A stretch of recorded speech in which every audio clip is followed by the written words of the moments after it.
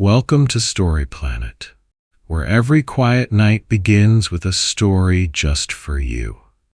Tonight, let's follow Mira, a woman who whispered yes to the world and found magic in the roads she almost missed. So settle in, sip something warm, and let the journey begin. There is a certain kind of quiet that only lives in the early morning. The kind that hums gently around a warm cup of tea. The kind that makes curtains flutter like whispers from another room. The kind Mira had come to know very well. Her days began with the soft sound of ceramic tapping wood. Her favorite blue mug settling onto a coaster by the window. A radio played something slow in the background, violin maybe. Or a singer whose voice faded like fog over the hill. Mira lived in a small apartment tucked into the bend of a sleepy lane, a place where neighbors waved without words, and the postman knew her by the type of flowers she grew. Her balcony garden, a soft tangle of rosemary, basil, marigolds, and morning glories, was the first thing she greeted after waking. She called each plant by name, not out loud, not always, but in the way a painter names colors that only they can see. She cooked small meals, not rushed, never loud, a pot of lentil soup with toasted cumin, a slice of sourdough she learned to bake during one of those distant pandemic winters. Butter melting slowly, a slice of pear on the side, and always a cup of tea, brewed precisely 3 minutes. She timed it by a hummingbird that often visited her balcony at dawn. And then she would draw. Not for anyone. Not to sell. Not to prove anything. Sketches of staircases, a doorknob in the shape of a fish, a loaf of bread sitting by a window, little pieces of life captured on thick, warm paper. Her days were gentle, familiar. Her routines didn't feel like cages, they felt like blankets. She wore silence like a cardigan. But sometimes, even comfort begins to echo. That evening, after she finished dusting the bookshelf, Mira noticed a book she hadn't remembered owning. It was tucked sideways, its spine cracked, as if someone had placed it there quickly and forgotten. The cover was faded, the title etched in cursive that looked handwritten, "Live to Travel." She smiled without meaning to, a half curve of memory she couldn't quite reach. She sat on the floor, knees curled, and opened the first page. "You are not lost. You just haven't left yet." That sentence blinked at her like an old friend. The pages smelled of paper and time, a scent she had always loved. It spoke of desert roads and train stations, of markets filled with spices, of riverside cabins where people danced barefoot beneath fairy lights. She read slowly, as if each word had to steep like tea. The book wasn't about instructions. It wasn't a guidebook. It was a collection of moments. A woman's voice, sometimes hurried, sometimes aching, sometimes giddy with discovery. Mira felt like the book had been waiting to find her at the perfect moment of quiet. Later that night, she stood on her balcony, the moon soft and low, the air carrying the faint scent of rain from a place far off. She looked around, at her home, her books, her sketches, her tiny world that had cradled her so gently, and yet she whispered to the Nileses there. The wind didn't answer, but something inside her stirred. That night, Mira didn't sleep quite the same. Dreams floated in, of strange roads, faces she hadn't met, of a coastline where lanterns floated like stars. The next morning she sat with her tea and opened a blank page in her journal. She wrote a list slowly. Water the plants, make lentils for the road, sketch the garden one last time, pack, notebook, pencils, shawl, sandals, small thermos. Map? Maybe not. She smiled at the final item. Before she zipped her bag closed, Mira knocked softly on the door across the hall. Mrs. D'Souza, her neighbor with the sky-blue sari and hands that smelled of turmeric, opened with a smile that had known decades. "Just a little favor," Mira said. "The rosemary's dramatic, the basil's patient, and the marigolds love attention." Mrs. D'Souza laughed. "And what about the woman who talks to them every morning?" "She's off to listen to the world now," Mira replied, tucking a small note into the watering can. That evening, she walked through every room of her home, not with sorrow, but with gratitude. She touched the edges of cushions she had sewn, ran her hand along the wooden table, marked with a coffee ring she never wiped clean. The house didn't feel like it was being left behind. It felt like it was nodding goodbye, gently. As the sun dipped behind the hills, Mira placed the book, Live to Travel, on the dashboard of her car. It wasn't fancy, an old blue hatchback with a glove box that didn't shut all the way. She filled the tank, tucked a paper flower into the mirror, and rolled the windows down. The sky had turned lavender. A bird sang like it was announcing something sacred. Mira didn't know where she was going, but the road ahead looked like possibility. And sometimes, all it takes to change a life is a book forgotten on a shelf, and the whisper of a sentence that feels like it was written just for you. She turned on the engine. The wheels began to hum. The journey had begun, not with a bang, not with fanfare, but with the softest yes a heart can give. The morning air had that hush about it, the kind that wraps around your shoulders like a light shawl, the kind that says, "No need to rush." Mira drove with both windows down, the breeze playing with the edge of her scarf, sunlight spilling like honey across the dashboard. Her little blue hatchback hummed steadily along the narrow country road, the kind that curves just enough to make you wonder what's around each bend. There was no plan, no fixed route, just a full tank, a satchel with a sketch pad, and a heart that finally felt curious again. The first town she passed through had a name she already forgot, but she remembered the bakery with hand-painted signs, the one with steam fogging up its windows and the scent of cinnamon sneaking into the street. She parked, stretched, wandered in. An old woman behind the counter offered her a warm bun and a smile. "You're not from here, are you, love?" Mira shook her head. "Just passing through." "The best kind of people," the woman replied. "They always listen better than locals." They spoke for a while about nothing and everything. About the way flour clings to aprons, about the town's oak tree that blooms out of season, about how strangers sometimes arrive at the right time, even if no one knows why. Back on the road, Mira kept driving until the gas gauge blinked.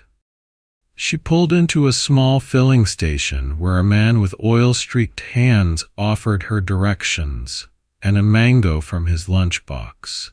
"It's sweet," he said, "but messy. Like most good things." Mira laughed and let the juice run down her wrist. She sat on the curb with him, watching clouds shuffle slowly across the sky like lazy sheep. They didn't exchange names. It didn't feel necessary. Later, she stopped near a wide-open field where wildflowers swayed like they were listening to music only they could hear. She took out her sketch pad and drew, not perfectly, but honestly. Somewhere near the next bend she found a wooden sign that read, "Pineberry Trail, 3 miles." She turned down the road without thinking.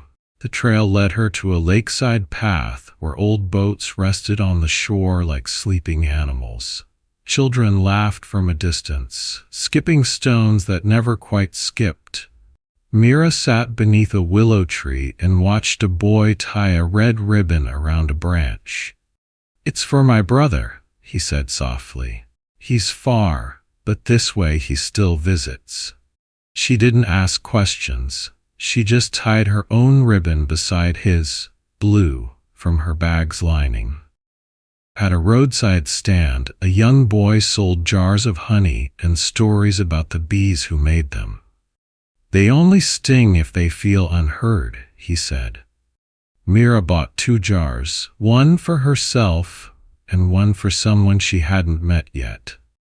She passed a cyclist on a quiet road, and they waved at each other like old friends.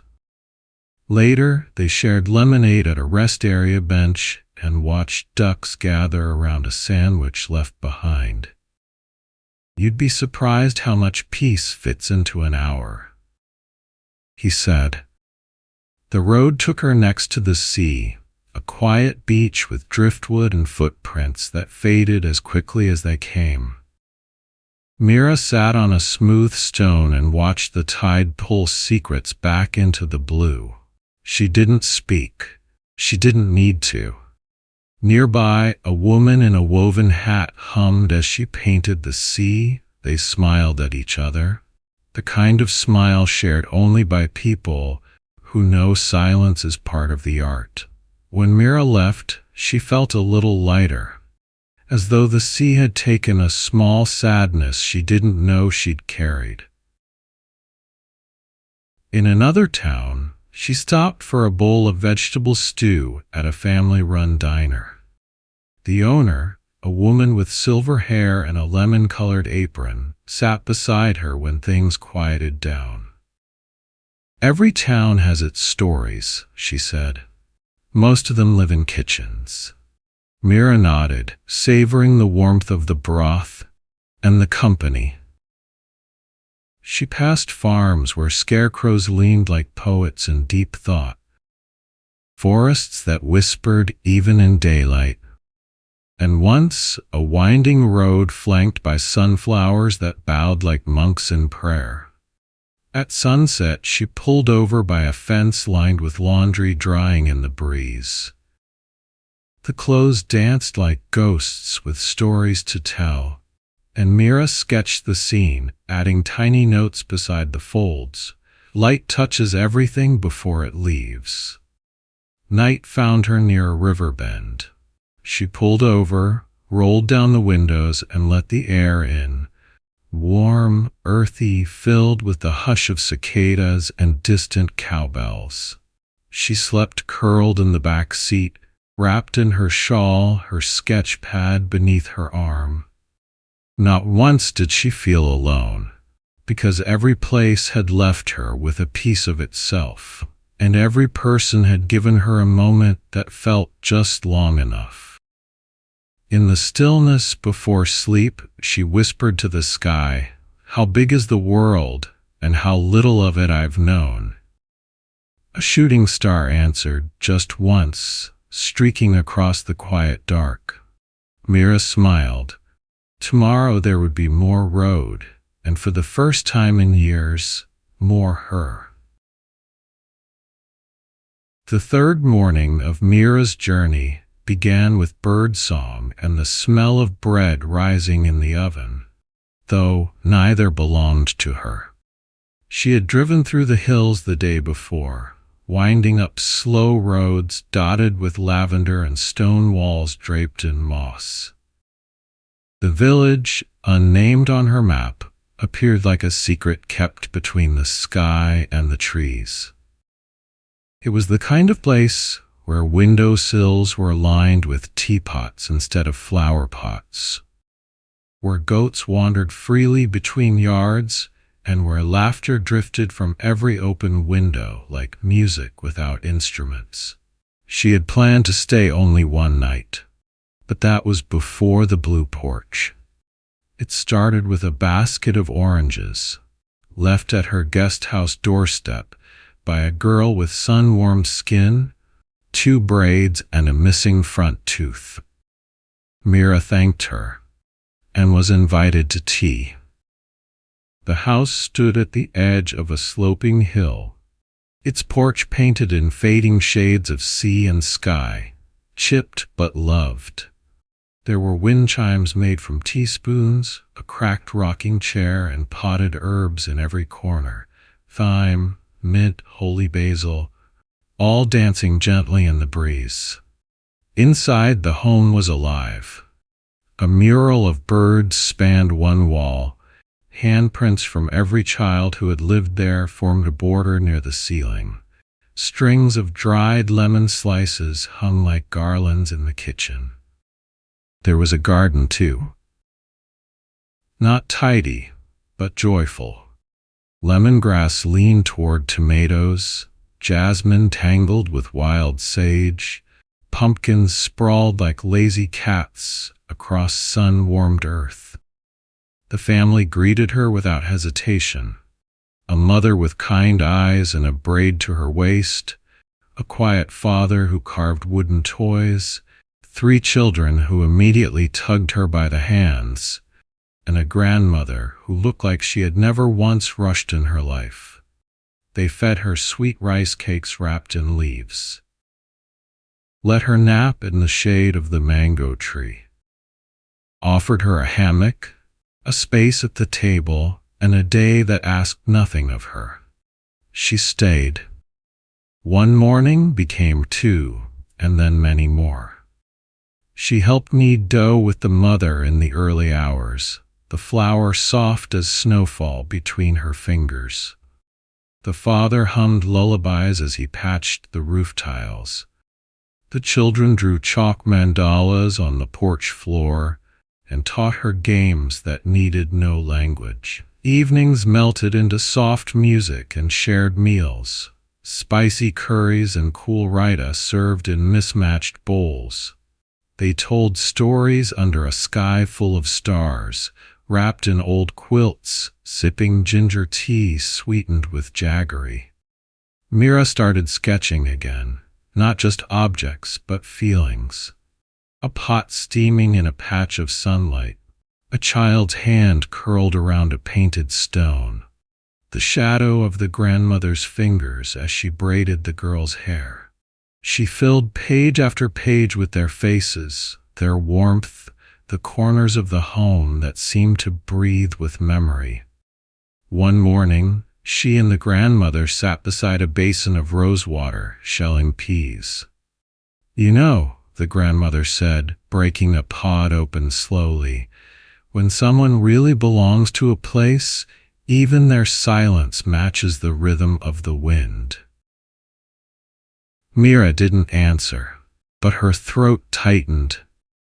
She had never belonged to a place so quickly, nor so completely.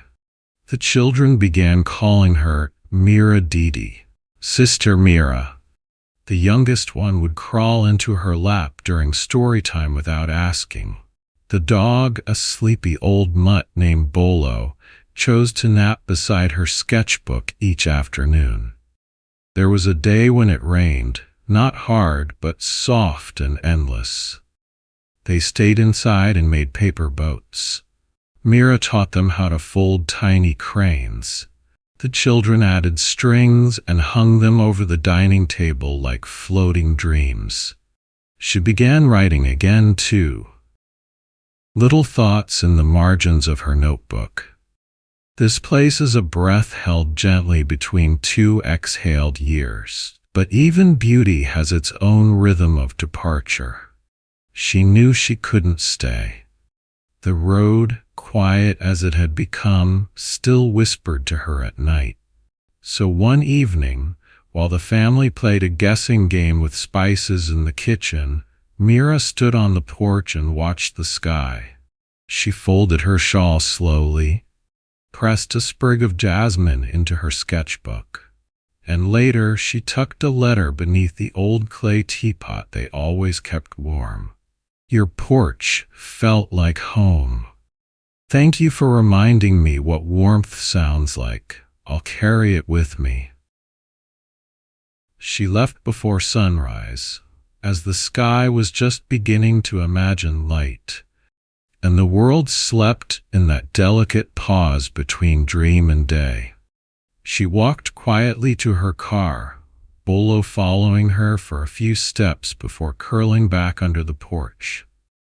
As she drove away, the road stretched before her like a thread waiting to be pulled, and though her eyes brimmed, her heart did not break.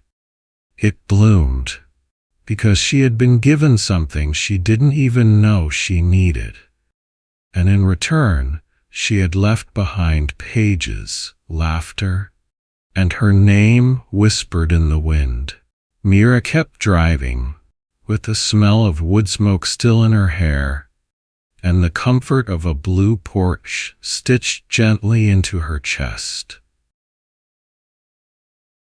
The days that followed were not planned, and yet each one unfolded with a kind of grace Mira had never known. She drove through valleys that smelled of pine and rain, past rivers that twisted like silver threads sewn into the earth, and lingered in towns so small their names fit on teacup rims. There was a town where all the shutters were painted blue, not the same shade, but 50 versions of sky. Mira stayed in a cottage run by an elderly couple who ran a bakery by day and read aloud to each other by night. She shared soup with them on the second evening and stories on the third. Another stop brought her to a vineyard where travelers could sleep in wooden barrels turned into tiny rooms. She woke there to the sound of grape leaves rustling and drew the silhouette of the sunrise as it kissed each hill. Everywhere she went, she found things that made the world feel personal. She helped a woman stack crates of tomatoes at a farm stand and left with a bundle of herbs tied in twine and a hug she hadn't asked for. She met a widower on a long-distance bus who showed her a picture of the garden his wife had built, each plant labeled with a memory. They didn't speak much, but when she got off at her stop, he nodded like they'd known each other forever. In one village, the rain came so suddenly that everyone ducked into the same bookstore. Mira found herself sitting between two teenagers playing chess and an old man writing poetry on napkins. The owner passed around ginger cookies without charging a single coin.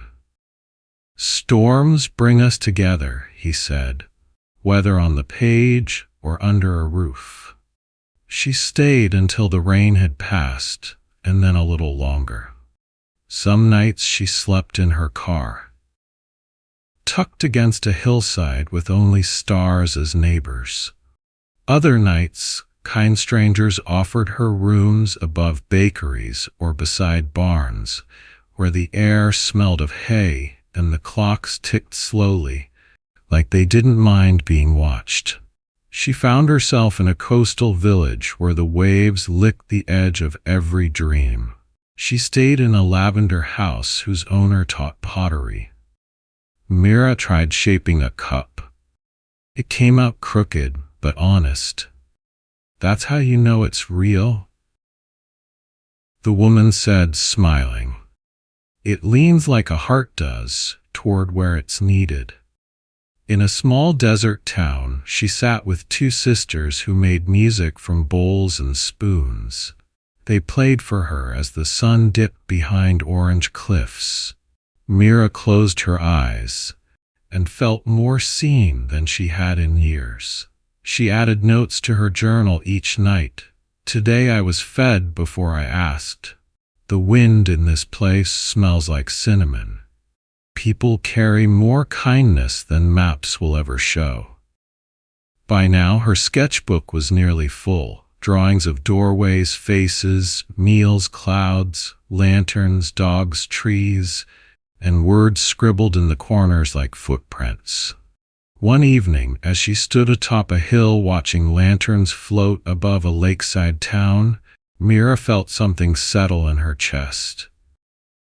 Not restlessness, not sorrow, something like understanding. She turned to the quiet night and whispered, "I can't know it all, but I can love what I find." She knew then that it was time, not to end the journey, but to come home.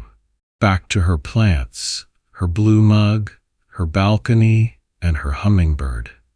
But she wouldn't return unchanged, because something inside her now moved with the wind, listened with new ears, and reached gently for the next kindred spirit. She reached her little town just before dusk. The same curve in the road, the same creak of the wooden gate. The rosemary had grown wild, the basil bloomed with small white flowers. And her home, it waited without question. She unpacked slowly, placing a stone from the sea beside her window, a drawing from the blue porch above her bed, and the crooked pottery cup on her writing desk. That night Mira sat on her balcony, tea in hand, radio humming. The sky was quiet, but she could still hear the road, somewhere in the hush. She smiled and began to plan, not for leaving, but for living. Because now she knew the world was big and she was part of it. And she would go again after some time, to listen, to learn, to sit beside someone she didn't know and share tea. Because some journeys don't end, they ripple. And Mira, she had only just begun. Thank you for traveling with us. If Mira's journey warmed your heart, consider giving it a thumbs up. Share it with someone who loves quiet roads and cozy stories. And if you haven't already, subscribe for over 100 bedtime tales, with many more still to come. Good night, and sweet dreams from Story Planet.